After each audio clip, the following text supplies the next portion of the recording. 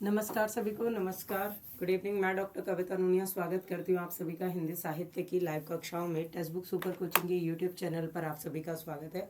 जल्दी से आ जाइए आज के इस वेरी इंपॉर्टेंट सेशन में, जहाँ पर हम करने वाले हैं हिंदी साहित्य में सर्वप्रथम। ठीक है, यानी चाहे कोई रचना हो, चाहे पत्र पत्रिका हो, कुछ भी हो, या कोई रचनाकार हो, कवि हो, इनमें से किसे हिंदी साहित्य में सर्वप्रथम माना जाता है। ठीक है, यानी कि पहली रचना, पहला कवि, उन सभी से रिलेटेड इंपॉर्टेंट पॉइंट्स जो है आज के इस सेशन में आपके होने वाले हैं। तो जल्दी जल्दी से सेशन को ज्वाइन कर लीजिए और सेशन को लाइक और शेयर करना मत भूलिए। अगर आपने अभी तक चैनल को सब्सक्राइब नहीं किया है तो सबसे पहले सब्सक्राइब का बटन दबाइए, ताकि आपकी कोई भी क्लासेस जो हैं वो मिस नहीं हो। ठीक है, वेरी इंपॉर्टेंट टॉपिक्स हम कवर अप करते हैं। साथ ही साथ आपके लिए बहुत सारे क्वेश्चंस जो हैं अलग अलग पेपर से हम लोग लेकर के आते हैं। K SET, U SET, G SET और साथ ही साथ असिस्टेंट प्रोफेसर और नेट जेआरएफ के तो आपके लिए वेरी इंपॉर्टेंट क्वेश्चंस यहाँ पर होते ही हैं।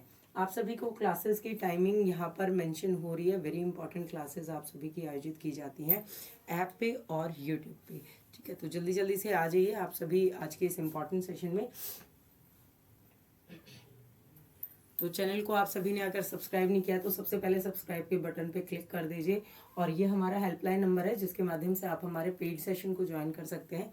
हिंदी का आपका जो पेड सेशन है वो शाम को 5 बजे से 6:30 बजे तक होता है।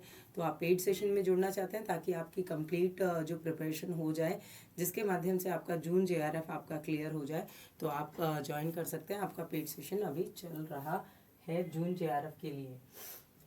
ये आपका टेलीग्राम का ग्रुप है। अगर आपने इसे ज्वाइन नहीं किया है तो ज़रूर ज्वाइन कर लीजिए। और इसे आप स्कैन करके भी ज्वाइन कर सकते हैं, सर्च करके भी ज्वाइन कर सकते हैं, और डिस्क्रिप्शन बॉक्स में आपको लिंक दिया गया है, उसके माध्यम से भी आप डायरेक्ट ज्वाइन कर सकते हैं। तो आज हम बात करते हैं हिंदी साहित्य में क्या क्या चीज़ें सबसे पहली आती हैं, कहाँ कहाँ से क्वेश्चन आते हैं जो प्रथम चीज़ को लेकर के प्रश्न पूछे जाते हैं। तो आप सभी के समक्ष अगर हम सबसे पहले अगर हम बात करें कि हिंदी साहित्य के इतिहास ग्रंथों से हम करते हैं शुरुआत, तो इतिहास ग्रंथ के अकॉर्डिंग सबसे पहले हमारे सामने आता है कि हिंदी साहित्य का प्रथम व्यवस्थित ग्रंथ, ठीक है, व्यवस्थित इतिहास ग्रंथ कौन सा माना जाता है। ठीक है, तो ये इसमें आपका आंसर होगा हिंदी साहित्य का इतिहास, जो रामचंद्र शुक्ल जी ने लिखा। लेकिन अगर आपसे इसी के साथ में क्वेश्चन ये पूछ लिया जाए कि हिंदी साहित्य के इतिहास की प्रथम रचना किस भाषा में हुई, तो देखिए दोनों क्वेश्चंस में डिफरेंस है। कि अगर क्वेश्चन आता है कि भाई पहली बार इतिहास ग्रंथ जो है वो किस भाषा में लिखा गया, तो आपका आंसर होना चाहिए फ्रेंच भाषा में लिखा गया, गार्सा दी तासी ने लिखा।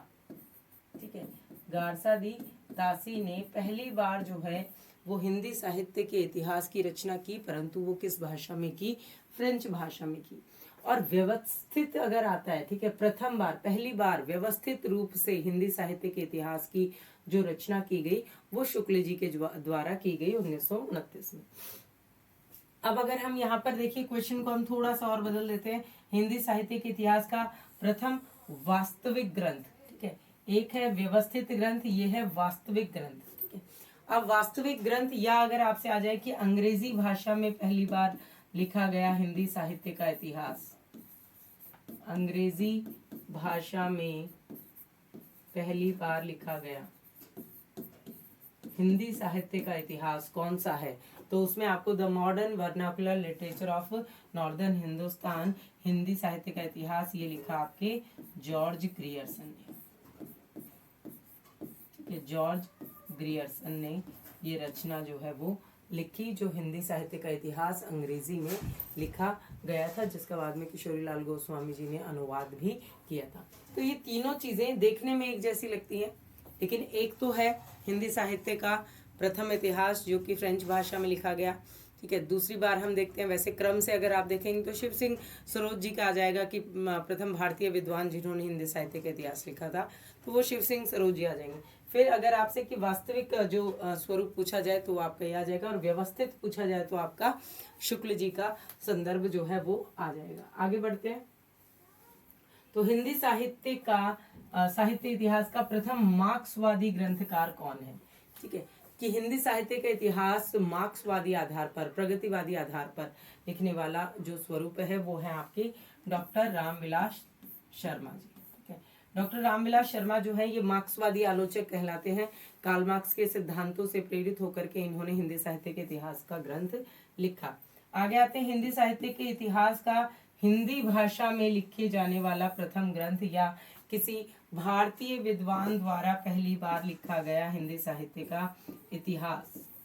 प्रथम बार भारतीय विद्वान का पहली बार हिंदी भाषा में लिखा गया प्रथम ग्रंथ हिंदी साहित्य का कौन सा है? तो आप सभी का आंसर होना चाहिए शिव सिंह सरोज, जो शिव सिंह सेंगर जी ने लिखा था। आगे बढ़ते हैं, हिंदी साहित्य के काल विभाजन और नामकरण का प्रथम प्रयास किसने किया? ठीक है, तो सारी चीजें हम प्रथम वाली पढ़ेंगे आज के सेशन में। हर चीज में जो आपको प्रथम चीज देखने को मिलेगी। ठीक है, ये काम सबसे पहले किसने किया, ये काम सर्वप्रथम किसने किया, या ये रचना सर्वप्रथम किसकी आई, तो सर्वप्रथम वाली चीजें पढ़ रहे हैं। ठीक है, जो क्वेश्चन बहुत बार पूछा जाता है। तो यहाँ पे आप देखेंगे हिंदी साहित्य के इतिहास में काल विभाजन और नामकरण का प्रथम प्रयास किसने किया? भाई गारसादी तासी आए, तो गारसादी तासी ने तो ना तो काल विभाजन किया ना नामकरण किया। उन्होंने अपने आप में एक पहली जो शुरुआत की आपके हिंदी साहित्य के इतिहास लिखने की, वो ही अपने आप में बहुत अलग थी। उसके बाद में शिव सिंह सरोज जी ने भी बस हिंदी में लिखा, लेकिन उसमें कोई नामकरण और काल विभाजन नहीं किया गया। फिर उसके बाद में आते हैं आपके जॉर्ज ग्रियर्सन जी, जिन्होंने काल विभाजन और नामकरण का पहला प्रयास जो है अपनी the modern vernacular literature of Hindustan में इन्होंने पहली बार काल विभाजन और नामकरण प्रस्तुत किया, जिसमें 12 स्वरूप जो है उनके भाग आते हैं, 11 उसके बाद में एक विविध अज्ञात कवि आ जाता है। ठीक है, उसके बाद में हम देखें जब काल विभाजन हो गया, नामकरण हो गया, तो अपभ्रंश का प्रथम महाकवि किसे कहा जाता है?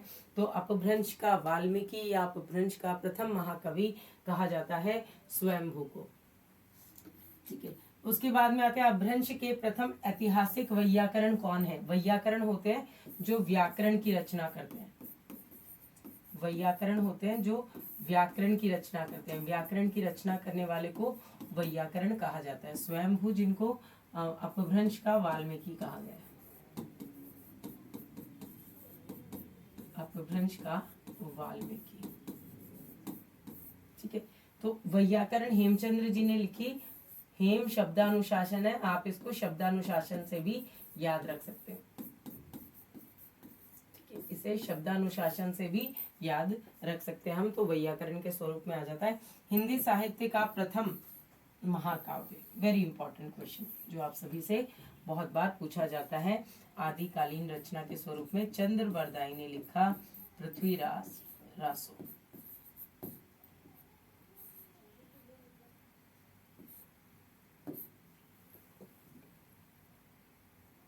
चंद्रवरदाई जी ने लिखा पृथ्वीराज रासो। अब देखिए आपके सामने अपभ्रंश का प्रथम कवि आ गया, आपके सामने हिंदी साहित्य का प्रथम महाकाव्य आ गया, हिंदी साहित्य का आपका प्रथम व्याकरण जो है शब्दानुशासन आ गया।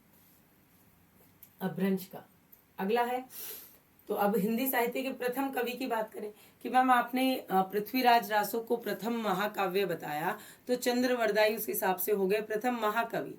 लेकिन जो आलोचक है उनका कि हिंदी के प्रथम कवि जो है वो किसे माना जाए, और मुख्य रूप से अगर हम बात करें राहुल सांकृत्यायन जी ने माना है सरहपा को। ठीक है, जो सिद्ध साहित्य से जुड़े और 84 सिद्धों में से एक थे। 84 सिद्धों में से सबसे पहले इनका नाम आता है। तो हिंदी के प्रथम कवि होने का श्रेय किसको दिया जाता है? सरहपा को दिया जाता है।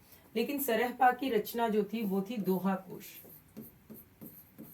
दोहा कोश, दोहा कोश को प्रथम रचना स्वीकार नहीं किया जाता। इनको पहला कवि तो स्वीकार कर लिया गया, लेकिन इनकी रचना को पहली रचना नहीं माना गया। क्यों नहीं माना गया? क्योंकि दोहा कोश जो है वो फुटकर दोहों का संकलन है, पर्टिकुलर कोई पुस्तक आकार नहीं थी। इसलिए हिंदी की प्रथम रचना होने का श्रेय जो संगठित रूप से पुस्तकाकार में थी वो श्रेय जाता है श्रावकाचार को, जो देवसेन जी की रचना है और जो जैन साहित्य से संबंधित है। जैन साहित्य से संबंधित ये रचना है देवसेन की श्रावकाचार। अब हिंदी में दोहा चौपाई का प्रथम प्रयोग किसने किया? दोहा कोश के अंतर्गत सरहपा ने सबसे पहले दोहा चौपाई का प्रयोग किया था। मुकरियों का सबसे पहले प्रयोग करने वाले, तो आप सभी ने पढ़ा भी होगा अमीर खुसरो जी की जो मुकरियां हैं, अमीर खुसरो जी की पहेलियां हैं आप सभी के सिलेबस में। तो अमीर खुसरो जो आदिकालीन कवि हुए हैं जिनको तोताए हिंद की उपाधि दी जाती है, ठीक है। इन्होंने जो आपकी खड़ी बोली है उसको हिंदवी नाम से पुकारा है। इन्होंने कहा कि भाई मुझसे जो कुछ पूछना, मैं हिंदुस्तान की तोती हूँ और मुझसे जो कुछ पूछना चाहते हो वो हिंदवी में पूछो, ठीक है। फिर आपके आगे हिंदी के प्रथम सूफी संत, ठीक है। अब इसके बारे में भी अलग अलग विद्वानों के अलग अलग है, लेकिन हम यहाँ पर समय के अनुरूप जो है असायत को मानते हैं। सूफी प्रेमाख्यान का प्रथम काव्य किसे स्वीकार किया जाता है, ठीक है। क्रम से बता रही हूँ आपको, आदिकाल से साहित्य के इतिहास से हमने शुरू किया और आगे क्रम से बढ़ते जा रहे हैं आधुनिक काल तक। सूफी प्रेमाख्यान हंसावली, ठीक है। हंसावली किसकी रचना है? हंसावली किसकी रचना बताइए? ऐसे सारे मैं ही बताती जा रही हूँ, आप लोग बस ध्यान तो है ना क्लास में। हंसावली किसकी रचना है? और असाहित की रचना कौन सी थी जो अभी पूछा मैंने? जो अभी असाहित की रचना, जैसे ये आपके प्रथम सूफी कवि माने जाते हैं असाहित जी, इनकी रचना कौन सी है? तो असाहित की तो रचना है, असाहित की तो रचना है हंसावली। 1370 जो है वो इसका रचना काल आता है, तो हम इसमें 1370 इस स्वरूप में, अभी हम किसी भी पर्टिकुलर जो आलोचक के अकॉर्डिंग नहीं मान रहे कि भाई शुक्ल जी ने किसको माना है, ईश्वरदास जी को किसने माना है, ठीक है, तो मुल्ला दाऊद को किसने माना है, क्योंकि शुक्ल जी तो कुतुबन को मानते हैं, हजारी प्रसाद द्विवेदी जी ईश्वरदास को मानते हैं, राम कुमार वर्मा जो हैं वो आपके मानते हैं मुल्ला दाऊद जी को, ठीक है। नगेंद्र और गणपति चंद्र गुप्त जो हैं वो आपके असाहित को मानते हैं, ठीक है। लेकिन हम प्रथम की बात कर रहे हैं, 1370 में सबसे पहले सूफी प्रेमाख्यान आता है। हिंदी काव्य में राम भक्ति साहित्य का प्रथम काव्य रचना वो लिखी आपकी रामानंद जी ने, राम रक्षा स्रोत, ठीक है। देखिए हिंदी में राम भक्ति साहित्य संबंधी प्रथम काव्य रचना, ठीक है। तो इस तरह से प्रथम को याद रखना, अगर आपसे क्वेश्चन में प्रथम पूछा जा रहा है तो रामचरितमानस नहीं होगा, ठीक है। लेकिन रामचरितमानस होगा हिंदी साहित्य में अवधी भाषा में लिखा गया कौन से नंबर का है महाकाव्य? रामचरितमानस। जैसे अभी हमने पृथ्वीराज रासो की बात की तो हिंदी साहित्य का पहला महाकाव्य हो गया, लेकिन वो आपका आदिकाल का है। फिर आप सूफी काव्य की बात करेंगे तो सूफी प्रेमाख्यान का पहला महाकाव्य पद्मावत, और राम भक्ति काव्य का जो है वो आपका रामचरितमानस हो जाएगा। हिंदी काव्य में 12 मासा वर्णन का प्रयोग जो है वो सबसे पहले किसने किया? अब 12 मासा का वर्णन आते ही सबको याद आ जाता है नागमती का वियोग वर्णन पद्मावत वाला, लेकिन नागमती के वियोग वर्णन से पहले आदिकाल में रचना आती है आपकी बीसल देव रासो, जिसमें विग्रह राज चतुर्थ का वर्णन है, ठीक है। विग्रह राज चतुर्थ जो है वो अपनी पत्नी के किसी व्यंग्य से रुष्ट होकर के उड़ीसा चले जाते हैं, और इसमें वर्णन तो आता है 12 वर्ष का, लेकिन 12 महीने, 1 वर्ष बाद वो लौट करके आते हैं, तो 12 महीने जो है वो इसमें राजमती होती है, नागमती नहीं होती है, इसमें राजमती का वियोग वर्णन 12 मासा इसमें देखने को मिलता है। तो सूफी काव्य से भी पहले आपको आदिकाल में मिलेगा। फिर अवहट का सर्वप्रथम प्रयोग कीर्तिलता में किया गया है, ठीक है। विद्यापति जी की कीर्तिलता है जिसमें अवहट अपभ्रंश के उत्तरोत्तर बढ़ती हुई जो स्वरूप है उसका वर्णन हमें इसमें देखने को मिलता है, कीर्तिलता और कीर्ति पताका। फिर आते हैं भाई भक्ति काल को साहित्य का स्वर्ण युग घोषित करने वाला प्रथम व्यक्ति कौन था? तो भक्तिकालीन साहित्य को स्वर्ण युग की संज्ञा, ध्यान रखिएगा इस क्वेश्चन को, कि जॉर्ज ग्रियर्सन ने दी है, और जॉर्ज ग्रियर्सन ने ये संज्ञा दे दी, और जॉर्ज ग्रियर्सन के बाद में इस बात को पुष्ट किसने किया कि भाई भक्ति काल को स्वर्ण युग की संज्ञा, जो स्वर्ण काल कहा गया है, इसको पुष्ट करने वाले रामचंद्र शुक्ल जी थे, यानी कि इस बात का समर्थन शुक्ल जी ने किया है, लेकिन नाम जो है वो ग्रियर्सन ने दिया। उसके बाद में आते हैं हम मुक्तक छंद का प्रथम प्रयोगकर्ता। ठीक है, कविता को छंदों की परिधि से मुक्त, कि जिस तरह से हमें मुक्त वातावरण चाहिए वैसे कविता भी छंदों से मुक्त होना चाहती है, ऐसा छायावाद के रुद्र अर्थात महेश निराला जी ने कहा और उन्होंने कविता को छंदों की परिधि से मुक्त किया। अगला है खड़ी बोली में लिखित सर्वप्रथम काव्य ग्रंथ। खड़ी बोली में लिखा गया सबसे पहला काव्य ग्रंथ है एकांतवासी योगी, जो श्रीधर पाठक की रचना है।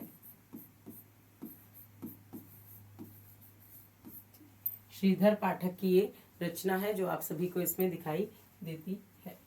अगला है खड़ी बोली पद्य का प्रथम प्रयोगकर्ता अमीर खुसरो जी। खड़ी बोली के प्रथम प्रयोगकर्ता के रूप में हम देखते हैं अमीर खुसरो जी को। उसके बाद में खड़ी बोली के प्रथम स्वच्छंदतावादी कवि, जो अभी हमने देखा, तो श्रीधर पाठक जो है वो प्रथम स्वच्छंदतावादी कवि के रूप में आते हैं। स्वच्छंद यानी कि ये जो साहित्य की जो विषय वस्तुएं चल रही थी उन पर ना लिखे, अपने अनुरूप जो है इन्होंने काव्य की विषय वस्तु निर्धारित की। खड़ी बोली का प्रथम महाकाव्य हरिऔध जी के द्वारा 1914 में लिखा गया प्रिय प्रवास। हरिऔध जी जो द्विवेदी युग के कवि हैं। भारतेंदु युग में किसी भी प्रकार का कोई भी जो काव्य है वो नहीं लिखा गया। महाकाव्य भारतेंदु युग में नहीं आता, द्विवेदी युग में आया प्रिय प्रवास और 1914 की ये रचना रही। फिर आता है आपका छायावाद की प्रथम कृति। ठीक है, छायावाद की पहली रचना झरना जो 1918 में आ जाती है और इसमें छायावाद के तत्व जो हैं वो दिखाई देते हैं। जयशंकर प्रसाद जी की रचना। ठीक है, जयशंकर प्रसाद जी की ये रचना है। उसके बाद में आते हैं रामचंद्र जी के अनुसार, तो रामचंद्र शुक्ल है। रामचंद्र शुक्ल के अनुसार छायावाद का प्रथम और प्रतिनिधि कवि कौन है? तो छायावाद का प्रथम और प्रतिनिधि कवि रामचंद्र शुक्ल जी ने सुमित्रानंदन पंत को माना है, ना कि जयशंकर प्रसाद को। ठीक है, तो वेरी इंपॉर्टेंट चीज आपको इसमें ध्यान रखनी है। प्रतिनिधि कवि निराला की प्रथम कविता जूही की कली 1916। ठीक है, जो आप सभी के सिलेबस में भी लगी हुई है। पंत की पहली कविता गिरजे का घंटा। ठीक है, गिरजे का घंटा जो इसी समय पर आती है आपकी और सुमित्रानंदन पंत जी की रचना है। प्रयोगवाद शब्द का प्रथम प्रयोग, ठीक है, किसने किया? अगे जी ने नहीं किया। सब लोग ये सोचते हैं भाई अगे जी जो हैं वो प्रयोगवाद के प्रवर्तक कवि रहे हैं और उन्होंने प्रयोगवाद शब्द का सबसे पहले प्रयोग किया, तो ये गलत है। प्रयोगवाद शब्द का सबसे पहले प्रयोग उस काल के लिए जिस काल में तार सप्तक का संपादन जो है शुरू किया अगे जी ने, तो उसके लिए नंद दुलारे वाजपेयी जी ने कि भाई ये नए नए प्रयोग कर रहे हैं, ये जो कवि हैं ये नए नए प्रयोग कर रहे हैं साहित्य के क्षेत्र में, इसलिए इसको नाम दे दिया प्रयोगवाद। और फिर कह दिया कि ये इस तरह के नए नए प्रयोग करना तो बैठे ठाले जो खाली बैठे लोग होते हैं, बैठे ठाले लोगों का धंधा है, इस तरह से नंद दुलारे वाजपेयी जी ने कहा। अगे जी जो है वो प्रयोगवाद नाम के पक्ष में थे ही नहीं, इसलिए उन्होंने जो अपनी प्रतीक नामक पत्रिका थी तो उसके अंतर्गत उन्होंने प्रयोगवाद के लिए नई कविता नाम जो है वो सुझाया था, जो उनके दूसरे तार सप्तक के समय पर आ जाता है। फिर हिंदी गद्य काव्य की प्रथम रचना साधना राय कृष्ण दास जी की ये रचना, तो ये हिंदी गद्य काव्य की, यहाँ तक हम पद्य की बात कर रहे थे, ये गद्य काव्य की बात है। फिर आता है खड़ी बोली हिंदी की गद्य की प्रथम रचना कौन सी मानी जाती है? इम्पोर्टेंट, ये बहुत बार पूछा जाता है। चंद छंद वर्णन की महिमा, अकबर के दरबार में रहते थे कवि गंग। चंद छंद वर्णन की महिमा। फिर आते हैं खड़ी बोली में साहित्यिक स्वरूप का प्रथम प्रयोग किसने किया है? तो किसने किया भाई? राम प्रसाद निरंजनी ने भाषा योग वशिष्ठ में। भाषा योग वशिष्ठ के अंतर्गत क्या किया है? राम प्रसाद निरंजनी ने खड़ी बोली का साहित्यिक प्रयोग किया है। फिर आते हैं हिंदी के प्रथम पत्र पर, ठीक है, उदंड मार्तंड जुगल किशोर जी का ये पत्र आता है। कहीं पे जुगल मिलेगा, कहीं पे युगल मिलेगा, ठीक है। तत्सम तद्भव वाला प्रयोग आ जाता है, लेकिन आप इसको देख लीजिएगा। इन्होंने उदन मार्तन का प्रकाशन जो है हिंदी में प्रथम पत्र के रूप में किया। खड़ी बोली का प्रथम महाकाव्य हो गया आपका हरिऔध जी का प्रिय प्रवास। उसके बाद में किसी भारतीय द्वारा, देखिए कितनी तरह के क्वेश्चन बन गए आपके, कितने क्वेश्चन बन गए प्रथम पे। किसी भारतीय द्वारा देशी भाषा में प्रकाशित प्रथम पत्र, ठीक है, ध्यान रखिए क्वेश्चन को। देशी भाषा में प्रकाशित प्रथम पत्र है संवाद कौमुदी, 1821 की ये रचना आती है, ठीक है। तत्कालीन समय पर देश भाषा देशी भाषा, तो उसमें प्रकाशित ये प्रथम पत्र आता है। हिंदी की प्रथम मौलिक कहानी इंदुमती को माना गया है। हिंदी की प्रथम कहानी लेखिका जो बंग महिला है, जिनकी दुलाई वाली आप कहानी देखेंगे, जो आप सभी के सिलेबस में भी है, तो ये आ जाती हैं। हिंदी में प्रथम एकांकी एक घूंट को माना गया, जयशंकर प्रसाद जी की जो एकांकी है 1929 में आती है आपकी, तो इसे प्रथम एकांकी माना गया।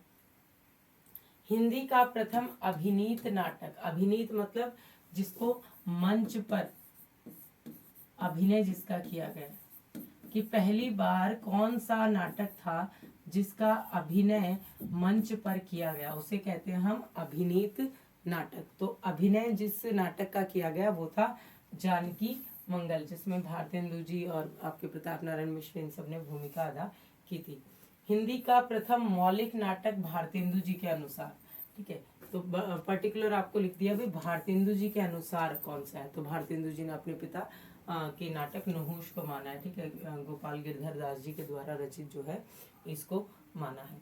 हिंदी की आदि कवयित्री, आदि मतलब प्रथम कवयित्री, तो मीराबाई को माना गया है। प्रथम विश्व हिंदी सम्मेलन कब आयोजित किया गया, तो यह आयोजित किया गया नागपुर में। कब किया गया, अभी विश्व हिंदी दिवस था तब मैंने इसके बारे में बताया भी था, तो बताइए कब किया गया, फटाफट जल्दी से आंसर कीजिए कमेंट सेक्शन में। जब विश्व हिंदी सम्मेलन पढ़ते हैं ना आप, तब आपको ये देखने को मिलता है। तो प्रथम विश्व हिंदी सम्मेलन आप देखेंगे 1975 में, ठीक है, कब भाई 1975 में इसका आयोजन जो है वो किया गया, और 10 से 12 जनवरी के 10 को विश्व हिंदी दिवस होता है। और ये किया गया कि भाई हिंदी की जो अंतर्राष्ट्रीय स्थिति है, ये इसका विषय था, टॉपिक था, थीम थी प्रथम विश्व हिंदी दिवस की। प्रथम हिंदी वेबसाइट, वेब दुनिया, प्रथम हिंदी वेबसाइट कौन सी, वेब दुनिया। फिर आगे बढ़ते हैं, संयुक्त राष्ट्र संघ में हिंदी में भाषण देने वाला प्रथम व्यक्ति कौन था, तो यहाँ पे है सही आंसर अटल बिहारी वाजपेयी जी। साधारणीकरण का प्रथम प्रयोगकर्ता, बहुत अच्छा प्रश्न आपके काव्य शास्त्र से, कि साधारणीकरण का प्रयोग जो है वो सबसे पहले किसने किया, बताइए। तो ये आप समझ गए कि भाई भट्ट नायक ने किया। अब मैम भट्ट नायक ने कैसे किया, कि जो भरत मुनि ने आपका रस सिद्धांत दिया था, विभावानुभाव व्यभिचारी संयोगाद्र रस निष्पत्ति, ठीक है, इस सिद्धांत में संयोग और निष्पत्ति को लेकर के जो विद्वान थे उनमें मतभेद था, तो उसका जब निरूपण करते हुए सबसे पहले आए आपके भट्ट लोलट, ठीक है, सबसे पहले कौन आए, भट्ट लोलट आ गए, ठीक है। फिर उसके बाद में आ जाते हैं आपके शंकुक, आचार्य शंकुक, और शंकुक के बाद में आ जाते हैं आपके भट्ट नायक, भट्ट नायक के बाद में आ जाते हैं अभिनव गुप्त। ये चार है, ये चारों को हम साधारणीकरण वाले संदर्भ में पढ़ते हैं। अब भट्ट लोलट जी हैं, वो तो कहते हैं कि जो जिसका अभिनय किया जा रहा है उस मूल जो है उसी में ही क्या होती है भाई, रस की संभावना होती है। शंकुक ने कहा कि जब हम मूल पात्र जो है उसमें ये अनुमान कर लेते हैं, ठीक है, जैसे राम का अभिनय कोई व्यक्ति कर रहा है तो उसमें हमने अनुमान कर लिया कि भाई ये जो मंच पे अभिनय कर रहा है, तो हम उसकी जो विशेष व्यक्ति है उसका मूल पात्र में हम अनुमान कर लेते हैं, तो अनुमितिवाद हो गया। भट्ट नायक ने कहा कि भाई कहाँ आप उनकी बात कर रहे हो, रस या आनंद तो किसको आएगा, साधारणीकरण तो किसका, जो दर्शक है, जो पाठक है, ठीक है, उसका होता है, ठीक है। तो इन्होंने सबसे पहले सहृदय की बात की। उसके बाद में अभिनव गुप्त ने कहा कि रस जो है वो कहीं बाहर से नहीं आता, वो क्या होता है, जिस तरह से मिट्टी का जो घड़ा बनता है, मिट्टी का घड़ा बना, उसमें जब आपने पानी डाला तो उसमें क्या होती है, एक अलग तरह की सुगंध निकलती है। तो वो जो सुगंध निकलती है तो वो कहीं बाहर से नहीं आई, उस मिट्टी में पहले से होती है, पानी डालने से वो बाहर आ जाती है। वैसे ही हमारे हृदय में क्या होते हैं, स्थायी भाव सोए हुए रहते हैं, और जैसे ही वो बाहर आते हैं, ठीक है, किसी चीज को देखा तो वो रस में परिणत हो जाते हैं। ये इस तरह से आपके 4 आचार्य हुए साधारणीकरण के संदर्भ में। फिर आते हैं आपके जयशंकर प्रसाद जी की पहली कहानी, ग्राम कहानी 1911 में आप सभी के समक्ष आती है। और हिंदी की प्रथम मौलिक कहानी जो अभी आया भी था एक क्वेश्चन, इंदुमती किशोरीलाल गोस्वामी जी। फिर प्रेमचंद जी का मूल रूप से हिंदी में लिखित प्रथम उपन्यास, देखिए क्वेश्चन कैसे बदला है। अगर आपसे ये पूछ लिया जाए प्रेमचंद जी का प्रथम उपन्यास, तो आप सभी के दिमाग में सेवा सदन जो है वो आ जाएगा। लेकिन यहाँ से आपसे पूछा है कि प्रेमचंद जी का प्रथम मौलिक उपन्यास बताइए, है ना, जो मूल रूप से हिंदी में ही लिखा गया है। तो इसमें आप सभी को ये चीज ध्यान रखनी है कि जब प्रेमचंद जी ने पूरी तरीके से लिखना शुरू कर दिया था, किसके अंतर्गत, हिंदी में, क्योंकि पहले प्रेमचंद जी क्या करते थे भाई, उर्दू में नवाब राय नाम से लिखते थे, ठीक है। तो उर्दू में उन्होंने क्या लिखा, उर्दू में वो नवाब राय के नाम से लिखते थे। अब नवाब राय नाम से उन्होंने 1907 में जब सोजे वतन था उनका, वो जब्त हो गया था, ठीक है, उसके बाद से उन्होंने नवाब राय नाम को छोड़ दिया, लेकिन उर्दू लेखन को नहीं छोड़ पाए, है ना। नवाब राय नाम से छोड़ करके क्या कर दिया भाई, प्रेमचंद नाम, दया नारायण निगम ने उनको प्रेमचंद नाम दे दिया और उस नाम से लिखने लगे। और इनका मूल नाम था धनपत राय, तो अब प्रेमचंद नाम से लिख रहे थे, लेकिन उर्दू को नहीं छोड़ पाए, तो इनका उर्दू में ही लिखते थे। उर्दू में सेवा सदन लिखा, उर्दू में देखा आपने कि भाई जो बाजार हुस्न के नाम से लिखा गया, और फिर उसको अनुवादित करते थे, ठीक है, अनुवाद करते थे और फिर हिंदी में प्रकाशन करते थे, है ना। उर्दू में प्रकाशन नहीं करते थे उसका, हिंदी में प्रकाशन।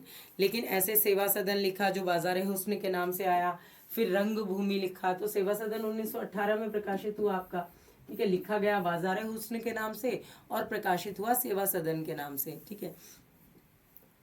हाँ, उसके बाद में आपका प्रेमाश्रम आया, ठीक है, जो गोशाए आफियत के नाम से उर्दू में लिखा गया, फिर उसका अनुवाद किया उन्होंने हिंदी में और फिर हिंदी में ही उसका प्रकाशन कराया। फिर ऐसी जो रंग भूमि है वो पहले लिखा गया चौगाने हस्ती के नाम से, चौगाने हस्ती के नाम से उन्होंने उर्दू में लिखा और फिर हिंदी में प्रकाशन कराया। लेकिन फिर ऐसे करते करते जो कायाकल्प है 1926 में, यहाँ पर उन्होंने उर्दू में लिखना जो है वो नहीं लिखा, उर्दू में उपन्यास उन्होंने डायरेक्ट किस में लिखा भाई, अनुवाद करते थे, डबल डबल मेहनत होती थी, और अनुवाद जो करने के बाद प्रकाशन होता था सिर्फ हिंदी वाले का, है ना। तो इसलिए इन्होंने फिर यहाँ से उन्होंने मूल रूप से हिंदी में लिखना शुरू कर दिया 1926 के अंतर्गत, ठीक है। तो ये आपका आ गया। अब हिंदी का प्रथम उपन्यास, या इसे हम कह दें हिंदी में अंग्रेजी ढंग में लिखा हुआ, अंग्रेजी आधार पर, क्योंकि उपन्यास जो विधा है ये नॉवल के रूप में पहले अंग्रेजी में प्रचलित थी और वहां से ही हमारे पास में हिंदी में आती है। तो हिंदी का प्रथम उपन्यास जो अंग्रेजी आधार पर लिखा गया वो है लाला श्रीनिवास दास जी का परीक्षा गुरु, कि लाला श्रीनिवास जी का परीक्षा गुरु 1882। हिंदी साहित्य के लिए प्रथम ज्ञानपीठ पुरस्कार, ये कल मैंने आप सभी को करवाया था, ज्ञानपीठ पुरस्कार की पूरी सूची जो है, ठीक है, 1961 से जहाँ से स्थापना हुई, उसके बाद में सबसे पहले मलयालम भाषा में मिला और हिंदी में कितने मिले, कितने कितने को संयुक्त मिला, सारा जो मैंने सेशन है वो आपको कल के सेशन में करवाया था, उसको देख लीजिएगा। ज्ञानपीठ पुरस्कार से क्वेश्चन आ जाता है, तो अब तक कितने ज्ञानपीठ मिल चुके हैं वहां तक आपको टिल तक करवा दिया है, ठीक है। तो हिंदी साहित्य में प्रथम ज्ञानपीठ पुरस्कार सुमित्रा नंदन पंत जी को मिला। इसका सूत्र भी बता दिया था हिंदी वालों का कि भाई हिंदी वालों में अब तक 11 को मिल चुका है, तो वो सारा भी आपको बता दिया। ज्ञानपीठ पुरस्कार से सम्मानित प्रथम हिंदी साहित्यकार, प्रथम हिंदी स्त्री साहित्यकार, ऐसे कर सकते हैं, ठीक है। तो ये आप सभी को ध्यान रखना, महादेवी वर्मा का नाम इसमें आ जाता है। फिर हिंदी की प्रथम आत्मकथा बनारसी दास चतुर्वेदी जी की, बनारसी दास जैन, ठीक है, अर्ध कथानक, इन ये जो है वो प्रथम आत्मकथा के रूप में मानी जाती है। फिर आते हैं आचार्य रामचंद्र शुक्ल जी की पहली सैद्धांतिक आलोचना, काव्य में रहस्यवाद, सैद्धांतिक आलोचना, जिसमें उन्होंने अपने सिद्धांतों का वर्णन किया कि भाई आलोचना जो है वो इन इन सिद्धांतों पर की जानी चाहिए। तो सैद्धांतिक आलोचना के संदर्भ में कि काव्य में जो रहस्यवाद है वो किस प्रकार दिखाई देता है, उन सारी चीज़ों का इन्होंने, ये प्रथम इनकी सैद्धांतिक आलोचना के रूप में आता है। हिंदी साहित्य परिषद का प्रथम अध्यक्ष पुरुषोत्तम दास टंडन जी। नई कविता शब्द का प्रयोग सर्वप्रथम किसने किया? तो अगे जी ने ही प्रयोगवाद को नई कविता के नाम से पुकारने का, जून में जो प्रतीक इनका पत्रिका का अंक था उसमें उन्होंने बात कही थी। फिर अंग्रेजी आधार पर हिंदी का प्रथम उपन्यास जो परीक्षा गुरु को माना जाता है, और यहाँ पर मैंने लिख दिया कि भाई किस किसने माना है। लाला श्रीनिवास दास जी का जो आपका ये उपन्यास है, इसको किस किसने अंग्रेजी आधार पर लिखा गया हिंदी का प्रथम उपन्यास का है? तो शुक्ल, नगेंद्र और बच्चन जी का नाम आप सभी के समक्ष आता है। फिर आ जाते हैं हम नाटक पे। तो हिंदी का प्रथम मौलिक नाटक आनंद रघुनंदन, जो रीवा नरेश महाराजा विश्वनाथ जी ने किया, बताया है। हिंदी की प्रथम दुखांत नाटक रणधीर प्रेम मोहिनी, लाला श्रीनिवास दास जी ने लिखा। दुखांत से तात्पर्य कि भाई जैसे मोस्टली क्या है कि भाई जैसे आप देखेंगे तो हमारी फिल्में वगैरह भी जो पहले के समय से आ रही है तो उसमें हैप्पी एंडिंग होती है, लेकिन यहाँ पर ये आपके हॉलीवुड से प्रेरित या अंग्रेजी साहित्य से प्रेरित होकर के अंग्रेजी रणधीर प्रेम मोहिनी जो है ये नाटक जो दुखांत नाटक है, ठीक है, प्रथम दुखांत नाटक, पहली बार जो है एंडिंग दुख के साथ जो है वो हो रही है, तो इस स्वरूप में ये आता है। उसके बाद में हिंदी का प्रथम गीति नाट्य किसे माना जाता है? तो करुणालय को माना जाता है, 1913 की रचना। फिर आते हैं हिंदी में प्रतीकवादी नाट्य परंपरा का जनक, ठीक है, प्रतीकवादी, प्रतीक के रूप में नाटक, तो कामना, जो प्रियशंकर प्रसाद जी का कामना नाटक है वो प्रतीकवादी नाटक है। कामायनी जो रचना है वो काव्य रचना है, यहाँ पर नाटक की बात हो रही है, ये गद्य रचना है। कामायनी भी प्रतीकात्मक रचना है, लेकिन वो क्या है भाई आपके पद्य की रचना है, और ये नाटक की रचना है। हिंदी साहित्य की सर्वप्रथम जीवनी दयानंद दिग्विजय, जो 1881 में गोपाल शर्मा जी ने लिखी है, सरस्वती दयानंद सरस्वती जी को आधार बनाकर। प्रथम मार्क्सवादी आलोचक डॉक्टर शिवदान सिंह चौहान को प्रथम मार्क्सवादी आलोचक कहा जाता है। हिंदी का प्रथम रेखा चित्र बोलती प्रतिमा, पंडित श्री राम शर्मा जी का बोलती प्रतिमा पहला रेखा चित्र कहलाता है। हिंदी का प्रथम संस्मरण प्रताप नारायण मिश्र को माना गया, इन्होंने बोलती प्रतिमा के संदर्भ में कहा कि भाई ये संस्मरणात्मक रेखा चित्र की श्रेणी में आता है, ठीक है। इस तरह से बहुत इम्पोर्टेंट मैंने आपको प्रथम चीज़ें जो हैं वो यहाँ पर बताई हैं, और बिल्कुल मुझे पूरी आशा है कि आप सभी के पूरा समझ में भी आया होगा, और इसी तरह की और इम्पॉर्टेंट चीज़ें मैं आप सभी को बताती भी रहूँगी, ठीक है। डिटेल में भी हम उसको पढ़ रहे हैं, तो उसके लिए आप फाउंडेशन कोर्स जो हमारा ऐप पे चल रहा है उसको आप ज्वाइन कर सकते हैं, जिसके लिए आप सभी को हेल्पलाइन नंबर मैंने स्टार्टिंग में भी बताया और अब भी आपको बता दूंगी, ठीक है। वेरी इंपॉर्टेंट, आप सभी हमारे साथ जुड़ करके और अपनी जो क्लासेस हैं उनको, जो शाम को होता है आपका पेड सेशन 5 बजे से 6:30 बजे आपका पेड सेशन होता है, तो उसे आप ज्वाइन कीजिए। ऐप पे आप फ्री सेशन ज्वाइन कीजिए, जहाँ पे भी हम क्वेश्चंस करवाते हैं प्रैक्टिस के, ठीक है। ऐप पे आप फ्री सेशन ज्वाइन करेंगे, आप यूट्यूब पे आप करेंगे, तो जब आप कंटिन्यूटी बना करके अगर आप तैयारी करेंगे तो देखिएगा जल्दी आपका JRF जो है, जून JRF ही आपको मिल जाएगा। लेकिन जो ज़रूरत है वो ज़रूरत है कि भाई आपको रेगुलरिटी बनानी है, ठीक है, निरंतर रहना है, तैयारी करनी है, मेहनत आपको करनी है। हम बता सकते हैं, मार्गदर्शन आपका कर सकते हैं, आपको जो चीज़ नहीं आ रही वो समझा सकते हैं, लेकिन तैयारी और मेहनत आपको ही करनी होगी। तो वो जज्बा, वो जुनून आपके अंदर अब आ जाना चाहिए कि जो भी स्टूडेंट्स ये सोच रहे हैं कि मैम अभी तो नेक्स्ट साइकिल के लिए, अरे भाई आपकी जून की एग्ज़ाम डेट अनाउंस हो रखी है, फॉर्म निकलने हैं, जब निकलेंगे तब भर देंगे, इसमें क्या बड़ी बात है ना। तो ये मत सोचिए अभी फॉर्म भी नहीं आया, मैम तो अभी से कह रही हैं पढ़ लो पढ़ लो पढ़ लो। तो अगर आप अभी से ही तैयारी करते हैं तो आपको एकदम से बर्डन नहीं होगा, फिर बाद में ऐसे होगा कि 2 महीने बचे आप क्या क्या पढ़ लें, है ना, 10 यूनिट फर्स्ट पेपर में, 10 यूनिट सेकेंड पेपर में। इसलिए टाइम को मैनेज करके और रेगुलर तरीके से अभी चाहे कम समय पढ़िए लेकिन पढ़ना शुरू कर दीजिए, ठीक है। तो इसी तरह के और इम्पॉर्टेंट कॉन्सेप्ट वगैरह लेकर के मैं आप सभी के समक्ष, मैं डॉक्टर कविता नूनिया उपस्थित होती रहूँगी, और सुपर कोचिंग पर आपको super video, super teacher, super mock test, सारी चीज़ें आपको अवेलेबल हैं। ये हेल्पलाइन नंबर है, आप सभी इस हेल्पलाइन नंबर के माध्यम से हमारे साथ जुड़ सकते हैं, पेड सेशन में भी, मॉक टेस्ट में भी, टेस्ट सीरीज़ में भी। और मोस्ट इम्पॉर्टेंट कि अगर आपने अभी तक चैनल को सब्सक्राइब नहीं किया तो सबसे पहले आप चैनल को सब्सक्राइब कर दीजिए, ठीक है। तो ये हमारे क्लासेस के टाइमिंग है और रेगुलर आप सभी क्लासेस अटेंड कीजिए, डेफिनेटली आप सभी को मिलेगी सफलता। ठीक है, बहुत बहुत धन्यवाद आप सभी का मेरे साथ बने रहने के लिए। मैं डॉक्टर कविता नूनी आपको धन्यवाद देती हूँ। मिलते हैं आपसे नेक्स्ट सेशन में। Thank you.